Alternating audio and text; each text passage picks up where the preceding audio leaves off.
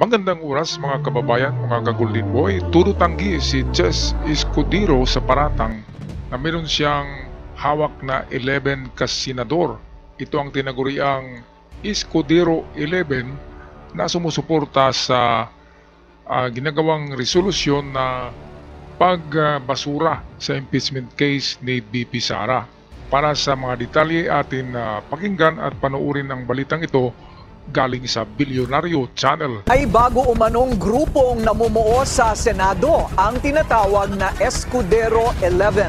Ang kanila raw pakay, kill the VP Sara impeachment. Pero wala raw itong katotohanan na ayon kay Senate President Chis Escudero. Ang detalye sa agenda report ni Hannah T. Porsigido umano si Senate President Chis Escudero na patayin na ang impeachment trial ni VP Sara. Ito raw ang endgame ni Escudero para makuha ang suporta ng Duterte Bloc at manatiling Senate President sa 20th Congress. Ito rin daw ang dahilan kung bakit naurong ang pagbasa ng Articles of Impeachment laban kay VP Sara. At sa palagay ko mga kababayan, ito rin ang dahilan na masira ang pangalan ni Chis Escudero dahil sa napakarami ang nagalit sa kanya, kasama na dito ang UP Professors of Law, mga guro ng law na kurso sa UP ay gumagawa na ngayon ng sulat. 100 ka professors ng UP College of Law, kasama na doon si Tony Labinia, isa sa lecturer ng Constitutional Law sa UP. Alam naman natin na kapag UP ay magagaling na mga produkto na attorney na abogado ang meron dyan. Kaya dito pa lamang, sabi ng taga-UP ni Tony Labinia, ay mali ang ginawa ng Senado na pag-delay nitong impeachment trial or lalo na itong pagpalabas nila ng resolution na ibabasura na daw o i-dismiss itong impeachment trial ni BP Sara. Kaya meron ngayong tinaguriang Escudero 11. Ito yung mga sumusuporta sa pagbasura ng impeachment trial ni BP Sara. Balik tayo sa balita, kurtisi sa atin ng Bilyonaryo Channel. Has nothing to do, especially given the fact that the 20th Congress will have a totally different composition. Sa naunang proposal ni SP Cheese, ngayong araw dapat dadating ang House Prosecutors sa Senado para ma-present nila ang mga reklamo laban kay VP Sara. At bukas sana ang pag-oath nila bilang hukom at maghain ng summons para sa bise. Pero inusog ang mga ito sa June 11. Isa sa mga rason ng pagbigay daan sa pagpasa ng 12 priority bills bago ang Senate adjournment sa June 14. Pero nag-react ang ilang kritiko at sinabing baka paraan lang ito para sa self-interest ni Escudero bilang SP. Talaga. At tuluyan ng itigil ang impeachment trial. Ito ang hindi pwedeng itigil yan. Against the mandate na yan. Against sa mandato na yan ng konstitusyon sa mga senador. Ano na ito, labag na to sa batas na ng ating konstitusyon ayon sa mga eksperto, ay hindi pwedeng hindi umpisahan ang naipasa na artikulo ng impeachment.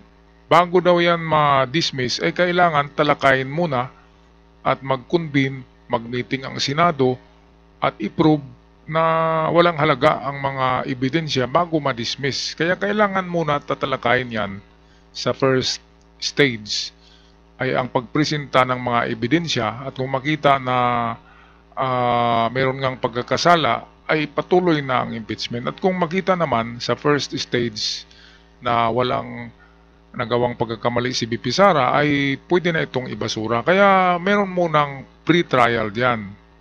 Sabi ng mga eksperto, pagpresenta ng ebidensya bago sabihing dismiss na ito o basura na. Kaya maling-mali talaga ang ginagawa ni Escudero at ng Escudero 11 na mga senador. Dito sa bandang dulo ay ipakita dito kung sino yung 11 kasenador na pabor na ibasura ang impeachment trial ni VP Sara. Balik tayo sa balita.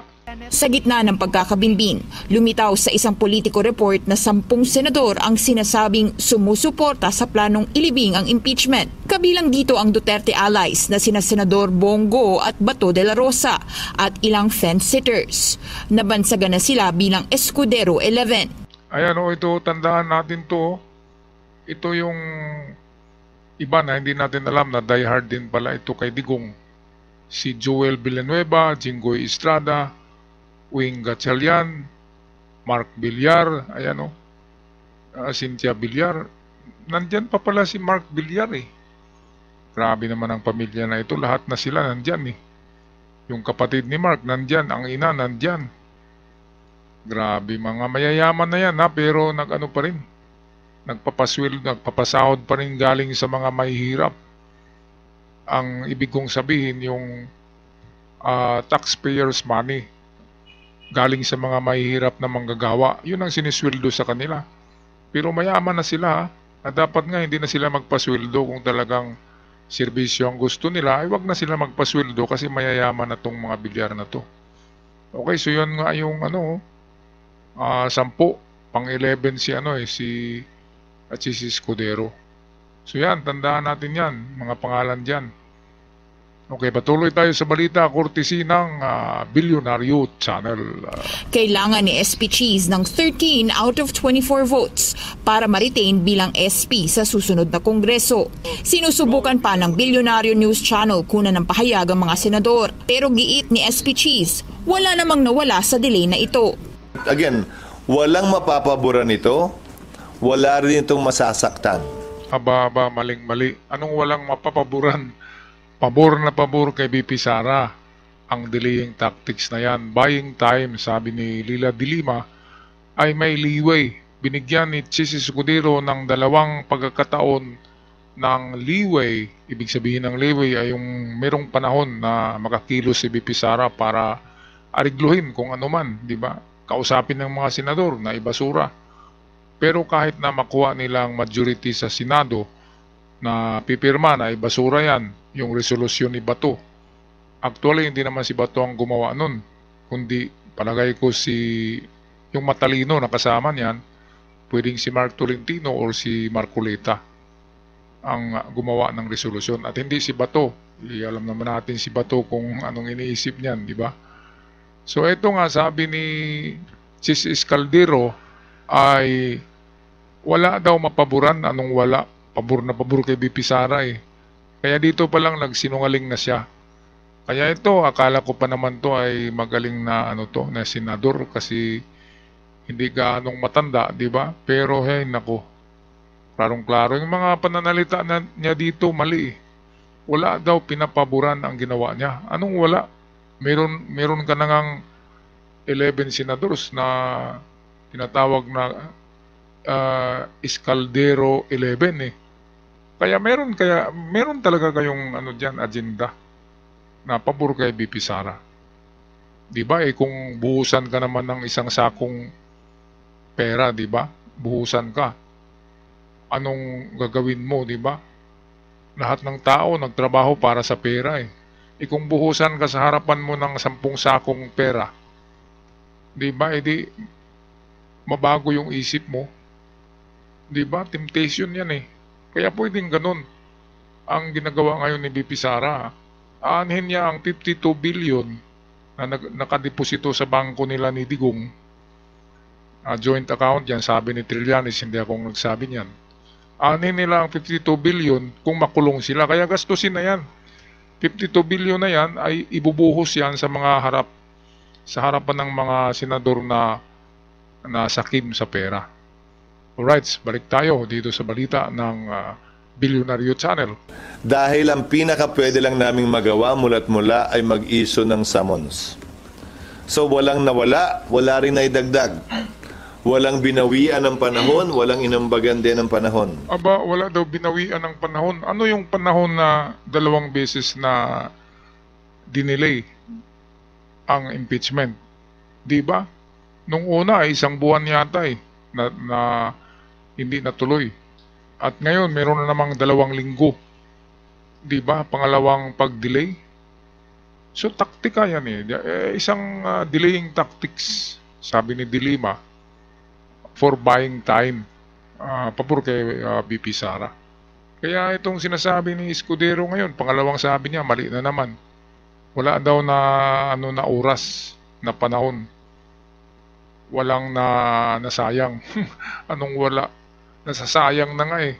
Kasi uupo na yung bagong kongreso, yung 28 Congress, uupo na, magbago na lahat.